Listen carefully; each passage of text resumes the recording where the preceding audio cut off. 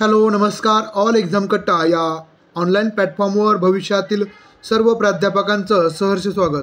मित्रांनो, आज आपण या व्हिडिओमध्ये आज दिनांक 23 जून 2025चं जे महाराष्ट्र लोकसेवा आयोगाचं जे प्रसिद्ध पत्रक किंवा परिपत्रक जाहीर झालेलं आहे, ज्यामध्ये सरळ सेवा भरतीमध्ये आपण पाहू शकता विषय स्पर्धा परीक्षेप्रमाणेच सरळ सेवा भरती प्रक्रियेकरता किमान पर्सेंटाईल अहता मान लागू करण्याबाबत. तर या संदर्भातील हे परिपत्रक आणि त्याचा होणारा परिणाम आणि सरळ सेवेमध्ये कोणकोणत्या भरती प्रक्रियेवर त्याचा परिणाम होणार आहे हे आपण जाणून घेणार आहोत. तत्पूर्वी आपण जर या चॅनलला नवीन असाल तर या पद्धतीच्या अद्ययावत माहितीसाठी चॅनलला सबस्क्राईब आणि व्हिडिओ आवडल्यानंतर लाईक करायला विसरू नका. त्याबरोबरच ज्या विद्यार्थ्यांना सेटनेट आणि त्याचबरोबर सहाय्यक प्राध्यापक व अधिव्याख्याता जाहिरात क्रमांक 114, 115 यासाठी इंग्रजी विषय, मराठी विषय, राज्यशास्त्र आणि अर्थशास्त्र व हिंदी या 5 विषयाचे कोर्सेस ॲपवर ऑल एक्झाम कट्टा जे आपलं ॲप आहे या ॲपवर वरील लोगोनुसारच ॲप आहे, गुगल प्ले स्टोअरवरून तुम्ही डाउनलोड करू शकता आणि या ॲपवर तुम्हाला हे सर्व 5 विषयाचे कोर्सेस सुरू झालेले आहेत. परीक्षा लवकरात लवकर ज्या विषयाचे अभ्यासक्रम जाहीर झालेत ती होईल, कारण की परीक्षेसाठीचं खूप मोठं जे व्यत्यय होतं. मी यापूर्वी देखील शंका व्यक्त केली होती की सामाजिक म्हणजे हे जागा कशा पद्धतीने भरणार आहेत, म्हणजे जे कुठंही आरक्षण नाही आहे, कोणत्या जागा कोणत्या विषयानुसार कोणतंही आरक्षण नाही आहे, तर त्या विषयानुसार आरक्षण नसल्यामुळं कशा पद्धतीनं विद्यार्थ्यांची निवड केली जावी यासाठीचं खूप महत्त्वाचं, जसं बघा संवर्गणी हे आरक्षण काय आहे याचा व्हिडिओ आपण बनवलेला आहे, तुम्ही पाहू शकता. त्यावर आधारित आता भरती प्रक्रिया सुगम पद्धतीनं होण्यासाठी माझ्या मते असिस्टंट प्रोफेसर, सहाय्यक प्राध्यापक आणि अधिव्याख्याता या भरती प्रक्रिया ही खूप मोठ्या पद्धतीनं राबवली जाते सरळ सेवामार्फत. तर याच्याच व्यत्ययासाठीच हे निर्णय घेण्यात आलेला असावा असं आपण गृहीत धरूयात. याचं स्पष्टीकरण तुम्हाला या व्हिडिओमध्ये सर्व मिळून जाईल. त्यामुळे ज्या विद्यार्थ्यांना क्लास जॉईन करायचे असतील तर त्यांनी या ॲपच्या माध्यमातून तुम्ही कोर्सेस जॉईन करू शकता किंवा 96 89 04 77 38 या क्रमांकाला तुम्ही मेसेज किंवा कॉल करू शकता. चालेल, आता आपण बघूयात. बघा, विषय आहे स्पर्धा परीक्षेप्रमाणे सरळ सेवा भरती प्रक्रियेमध्ये किमान पर्सेंटाईल अहतामान लागू करण्याबाबत. आपल्या सर्वांना माहिती, यापूर्वी टेट परीक्षेमध्ये पर्सेंटाईल लावलं जायचं, ते काय आहे ते आपण पुढे बघणारच आहोत. पण आता ते सरळ सेवेमध्ये इथून पुढे म्हणजे प्राध्यापक भरती बी आता इथून पुढे होणार आहे, चालणी परीक्षा, त्यामध्येही याचा वापर होणार आहे. बघा, संदर्भ आयोगाच्या दिनांक 23 एप्रिल 2025 रोजी झालेल्या बैठकीत दिनांक क्रमांक 199 मधील निर्णय क्रमांक 4.1 आयोगाच्या कार्यनियमाखालील नियम क्रमांक 8.6 संदर्भात दिनांक 13 जानेवारी 2021 रोजीच्या सुधारणेसह सर्व स्पर्धा परीक्षेप्रमाणे सरळ सेवा भरती प्रक्रियेकरता घेण्यात येणाऱ्या चालणी परीक्षेसाठी देखील किमान पर्सेंटाईल अहतामान लागू करण्याचा निर्णय आयोगामार्फत घेण्यात आलेला आहे. याची उमेदवारांनी नोंद घ्यावी. सदर निर्णय आयोगाकडून यापुढे घेण्यात येणाऱ्या चालणी परीक्षेकरता लागू असेल. याचा अर्थ काय होतो, म्हणजे जी आपली परीक्षा राहिली बाकी आहे त्या परीक्षेला हा निर्णय लागू होणार आहे. बघा, पर्सेंटाईल म्हणजे काय, तर पर्सेंटाईल काय आहे बघा, म्हणजे एखाद्या परीक्षार्थ्याच्या गुणांची तुलना इतर परीक्षार्थ्याच्या गुणांशी करून तो किती टक्के लोकांपेक्षा वरच्या क्रमांकावर आहे हे दाखवणारी सांख्यिकीय पद्धत आहे, त्याला आपण पर्सेंटाईल असं म्हणतो. ही सरळ टक्केवारी पर्सेंटेज नसून, म्हणजे हे डायरेक्ट आपल्याला 100 पैकी आपल्याला 50 मार्क मिळाले म्हणजे 50% मार्क घेतले असं त्याचा अर्थ होत नाही. तर स्पर्धात्मक क्रमवारी, जर एखाद्या विषयात, जसं मराठी विषय आणि सर्व विषयाची परीक्षा झाली, आपण उदाहरण घेऊयात, 33 म्हणजे सहाय्यक प्राध्यापकासाठी 22 विषय आहेत आणि अधिव्याख्यातासाठी 33 पद आहेत. या सर्व विषयाची परीक्षा झाली तर प्रत्येक सर्व विषयाच्या परीक्षेमध्ये किती विद्यार्थ्यांनी परीक्षा दिलेली आहे, आपण धरूयात गृहीत की 5000 विद्यार्थ्यांनी 6000 विद्यार्थ्यांनी परीक्षा दिलेली, तर याच्या आधारे क्रमांक काढले जातील. बघा, उदाहरण खाली दिलेलं आहे. समजा एका परीक्षेला 1000 उमेदवार बसले होते, तुमची त्यामधली रँक 150वी आहे. आता आपण गृहीत धरूया 150वी तुमची रँक आहे, म्हणजे तुमच्या खाली 850 उमेदवार आहेत, बरोबर आहे. पर्सेंटाईलमध्ये 850 भागिले 1000 गुणवले 100 म्हणजे 85. त्यामुळे तुमचा पर्सेंटाईल स्कोर होईल 85%. म्हणजे तुम्ही 85 परीक्षार्थीपेक्षा जास्त गुण मिळवलेत असा त्याचा अर्थ होतो. बघा, सरळ सेवा भरतीत पर्सेंटाईल का लावली जातो, तर विविध सत्रामध्ये, कारण की पहिलं म्हणजे मॉर्निंग शिफ्ट, आफ्टरनून शिफ्ट अशा पद्धतीमध्ये एकच विषयाची परीक्षा होत असते. विविध सत्रामध्ये परीक्षा झाल्यास पेपरची काठिण्य पातळी वेगवेगळी असू शकते. त्यामुळे प्रत्येक उमेदवाराचे गुण थेट तुलना करण्यास योग्य नसतात. म्हणजे पहिल्या सत्रामधल्या विद्यार्थ्यांना 80 गुण मिळाले, दुसऱ्या सत्रामधल्या विद्यार्थ्यांना 90 गुण मिळाले. त्यामुळे प्रत्येक उमेदवाराचे गुण थेट तुलना करण्यास योग्य नसतात. पर्सेंटाईलने सत्रनिहाय गुणांचे सामान्यीकरण, नॉर्मलायझेशन केलं जातं. म्हणजे ह्या सत्रामध्ये सकाळच्या शिफ्टमध्ये आपण गृहीत धरूया की 100पैकी 80 मिळवणारा पहिला विद्यार्थी आहे आणि दुसऱ्या शिफ्टमध्ये 90 मिळवणारा पहिला विद्यार्थी आहे.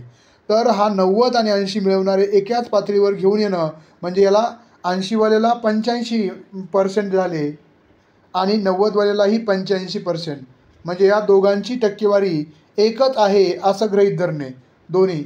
म्हणजे अशा पद्धतीनं नॉर्मलायझेशन केलं जातं. समजलं, एकाला दुसऱ्या शिफ्टमधल्या दुपारच्या सत्रामधल्या विद्यार्थ्याला 90 मार्क मिळाले, सकाळच्या सत्रामधल्या विद्यार्थ्याला 80 मार्क. तर या दोघांचं एकत्रीकरण करून नॉर्मलायझेशनची प्रक्रिया इथून खाली सुरू होते.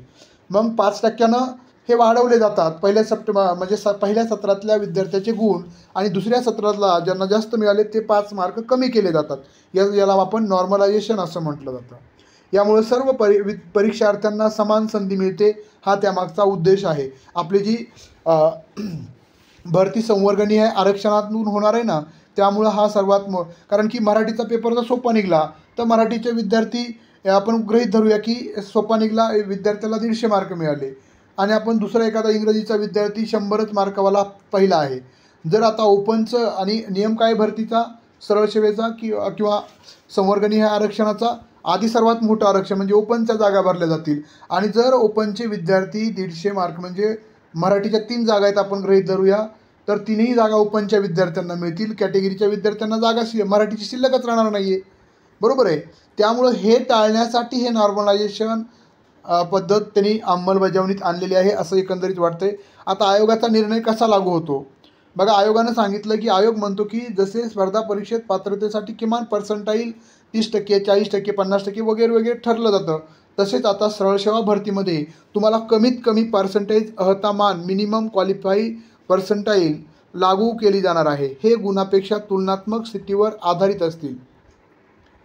म्हणजे तुम्हाला मिळतेच किती त्यावर आधारित असेल. त्याचं परिपत्रक बघा, ते तुम्हाला जे 8 नंबरचं जे त्यांनी सांगितलेलं आहे, तर इथं रूल बघा 2021मधलंच हे जे रूल्स आहे त्यामध्ये त्यांनी सांगितलेलं आहे. या ठिकाणी आपण वाचू शकता. इन रूल्स 8 सब्जेक्ट रूल 6 बघा, या ठिकाणी VI द फॉलोइंग प्रोटेशन. तर याच्यामध्ये सांगितलं आहे मिनिमम ओपनचा कॅन्डिडेट आहे त्याला 35 पर्सेंटाईल मिळाले पाहिजे, कॅटेगरीवाल्यांना 30 मिळाले पाहिजे. त्यानंतर जे अपंग आहे किंवा खेळाडू आहे त्यांना 20 पर्सेंटाईल म्हणजे मिळाले पाहिजे त्यावेळेसच्या परीक्षेनुसार, हँडिकॅप्टर जे कोणी असेल ते, अशा पद्धतीनं सांगितलं आहे. त्यामुळं ओपनच्या कॅन्डिडेटला 35, 30 आणि 20 अशा त्याच विद्यार्थ्यांना खाली दिले आहे बघा त्यांनी, त्याच विद्यार्थ्यांनी एवढे मार्क मिळवले तरच त्याच विद्यार्थ्यांना ते main exam shall only the considered to be called for the interview. म्हणजे त्याच पर्सेंटाईल एवढे मार्क असतील तरच तुम्हाला इंटरव्ह्यूसाठी कॉल येईल, नॉर्मलायझेशन होऊन. अशा पद्धतीचं एकंदरीत त्यांनी या आजच्या परिपत्रकामध्ये सांगितलेलं आहे. त्यामुळं उलट हा निर्णय प्राध्यापक भरती नजरेसमोर ठेवून घेतलेला आहे असं मला वाटतंय.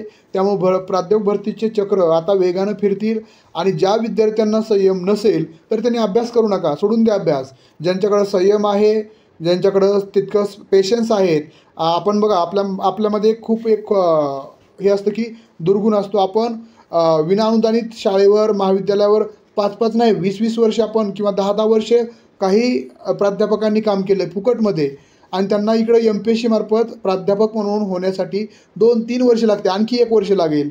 पण तुम्हाला तुमच्या आयुष्याचं, तुमच्या कुटुंबाचं कल्याण होईल या पद्धतीनं या भरती प्रक्रियेचा तुम्ही भाग होऊ शकलात तर. मग संयम, जर आपल्याला मोठ्या पदावर जायचं तर संयम पाहिजे, त्यामुळं ज्या विद्यार्थ्यांना खरंच मनातून या पोस्ट संदर्भात आपुलकी आहे, ज्यांना खरंच ही पोस्ट आपल्याला हवी आहे, ह्या म्हणजे आपली सुप्त शक्ती आहे किंवा सुप्त इच्छा आहे, तर त्या विद्यार्थ्यांनी आतापासूनच ज्या विद्यार्थ्यांचे अभ्यासक्रम आलेले नाहीत, ज्या विषयाचे त्यांनी सेटचा पेपर 2 त्यानुसार अभ्यासाला सुरुवात करा. आजच बघा इंजिनिअरिंग कॉलेजच्या इंग्रजी विषयाच्या प्राध्यापकांचा जो सिलेबस आला आहे तो इंग्रजीचा खूप वेगळा दिला आहे त्यांनी. टेक्निकल पण त्या सब्जेक्टशी रिलेटेड केलेला आहे.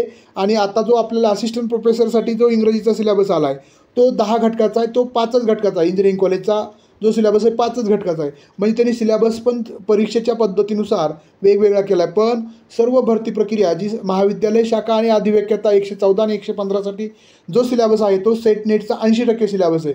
त्यामुळं जे काय विद्यार्थी म्हणतात की अभ्यासक्रम नाही, काय करावं, अरे याच काळामध्ये शांततेमध्येच आपल्याला क्रांती करता येते, शांततेमध्येच आपला घाम गाळायचा असतो, त्याच वेळेस अभ्यास होत असतो.